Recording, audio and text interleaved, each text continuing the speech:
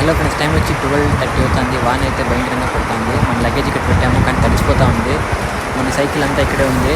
So మనకి ఇక్కడైతే ఈరోజు చాలా క్రిటికల్ డే. ఈరోజు నైట్ అయితే చూడండి గైస్, ఇలాంటి యాక్సిడెంట్స్ అవుతాయి. సో చాలా కేర్ఫుల్గా అయితే డ్రైవ్ చేయండి. చాలా అంటే చాలా ఫాస్ట్లో వచ్చి ప్రజెంట్ పరిస్థితి ఇక్కడ. ఇప్పుడు ప్రజెంట్ మనం అయితే ఇక్కడ ఉన్నాం. ఇక్కడ వచ్చి మొత్తం 19,309 వైల్డ్ యానిమల్స్ అంట. చూడండి గైస్, ఇది వచ్చి wildlife corridor drive with care. Next 1 kilometre అంటే నెక్స్ట్ 1 కిలోమీటర్లో అయితే ఫుల్ ప్యాక్ చేసుకునేసినాము. ఇప్పుడే సన్ రైజ్ అవుతుంది. టైం వచ్చి 6:30 అవుతుంది. నైట్ అంతా అసలు నిద్ర లేదు, మొత్తం వాటర్, ఇక్కడ అంతా వాటర్ నింది. ఇప్పుడే కొద్దిగా ఫ్రీ అయితే అయింది. ఇక్కడి నుంచి అయితే ఇంకా నాన్ స్టాప్. ఈరోజు అయితే మధ్యప్రదేశ్లోకి అయితే ఎంటర్ అయిపోతాము. Hello guys, welcome back to my YouTube channel Basheer the traveller. ఇప్పుడైతే మనం రైడ్ స్టార్ట్ అయ్యి అరౌండ్ 3 కిలోమీటర్స్ స్టార్ట్ అయిపోయినాము. అండ్ రోడ్ చూడండి ఎట్లుందో, చాలా విశాలంగా ఉంది. ప్లస్ ముందరైతే పెద్ద పెద్ద క్వారీలు ఉన్నాయి. అక్కడ క్వారీ ఉంది, వెనకాల ఒక క్వారీ ఉంది. చాలా అంటే చాలా బాగుంది చూసి లొకేషన్స్. అండ్ కేజీఎఫ్ సినిమా అయితే నాకు గుర్తొస్తుంది, రాకీ బాయ్ స్టోరీ. నేను మహారాష్ట్రలో గమనించింది ఏమంటే, ఆల్మోస్ట్ ఎక్కడ చూసినా మనకి భారత్ పెట్రోలియం ఉంటుంది, కానీ ఇండియన్ ఆయిల్, నయారా కానీ ఇవంటే ఏం లేవు, ఓన్లీ భారతే ఉంది. సో ఇండియన్ ఆయిల్ చాలా తక్కువ అని నేనైతే ఇక్కడైతే చూశాను. అండ్ మీరేమంటారు? మీరు ఎప్పుడు మహారాష్ట్రకు వచ్చింటే కామెంట్ చేయండి. బోర్డు మొత్తం హిందీలో వేశారు. సో హిందీ చదివేస్తే కొద్దిగా, ఇది హిందీ మరాఠీ అంతా మిక్స్ కదా, కొద్దిగా కష్టము. సో చదవలేకపోతున్నా. మీకు ఎవరిని అర్థమైంటే ప్రజెంట్ నేను ఎక్కడున్నానో కామెంట్ చేయండి. అండ్ ఇంకా బ్రేక్ఫాస్ట్ తినలేదు, టైం 7 అవుతుంది. ఈరోజు కూడా ఎండ ఎక్కువ ఉంది, దానివల్ల ఆకలేస్తుంది. అంటే నైట్ కూడా సరిగ్గా తినలేదు, ఎందుకంటే ఫుల్ వాన. సో నైట్ కూడా సరిగ్గా తినలేదు. వచ్చి నైట్లో కొద్దిగా కింద దిగేదంట, కాలేదంట అయితేకి. ఈ పక్క టైర్స్ అంతా గాల్లో ఉన్నాయి. ఇంకా ఇప్పుడే క్రేన్ తెప్పిస్తున్నారంట. డ్రైవర్తో మాట్లాడాను. పాపం నైట్ అంతా వర్షంలో ఇక్కడే ఉండిపోయినానంట. అండ్ ఇలాంటి డ్రైవర్స్కి కూడా సల్యూట్ అండి, ఎందుకంటే చాలా అంటే చాలా కష్టపడతారు. డ్రైవింగ్ జాబ్ కూడా అంత ఈజీ కాదు.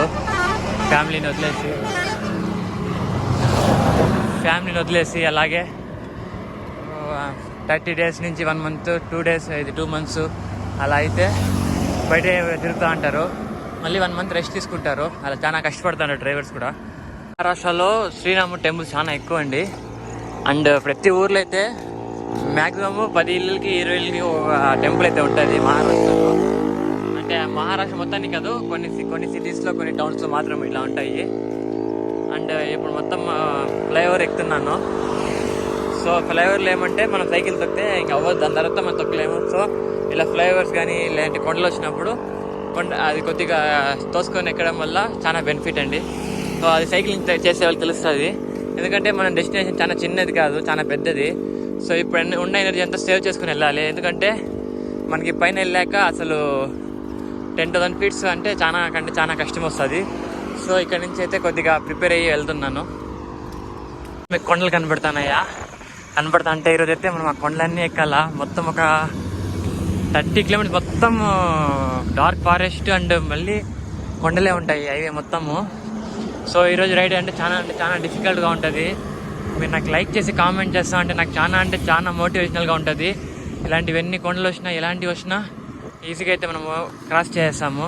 సో నాకు కావాల్సింది మీ సబ్స్క్రిప్షన్, మీ లైక్ అండ్ మీ కామెంట్ అండి.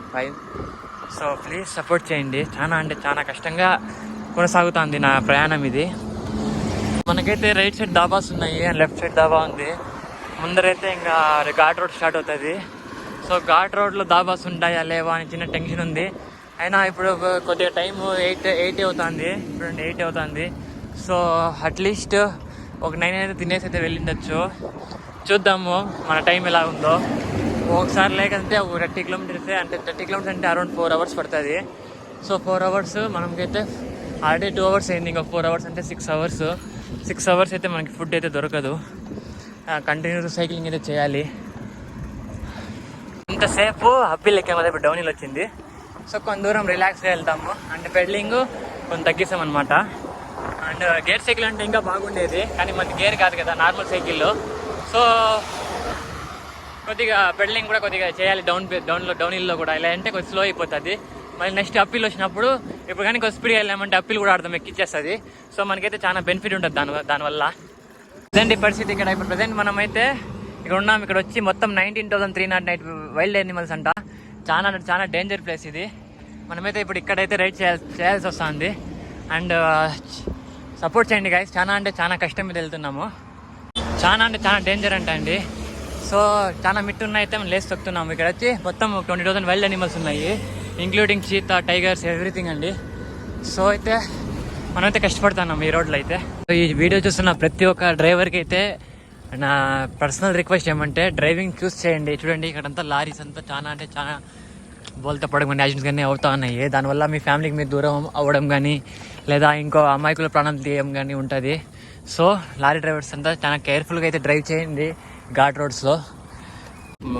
చాలా ఎలాంటి సిచ్యువేషన్లు కుదిరాడు తెలియదు పాపం, ఇట్లాంటి సిచ్యువేషన్స్ ఎదురవుతాయి. సో చూసి డ్రైవ్ చేయండి గైస్. చూడండి గైస్, ఇది వచ్చి wildlife corridor drive with care 1 kilometre. అంటే నెక్స్ట్ 1 కిలోమీటర్లో చాలా అంటే చాలా వైల్డ్ అనిమల్స్ వస్తాయంట. సో సేఫ్గా రైడ్ చేయండి అని బోర్డు కూడా కాషన్ బోర్డు వేస్తారు. సో జాగ్రత్తగా అయితే మనం రైడ్ చేయాలి. చేసుకుంటున్నాము. And see you in next vlog. Stay tuned.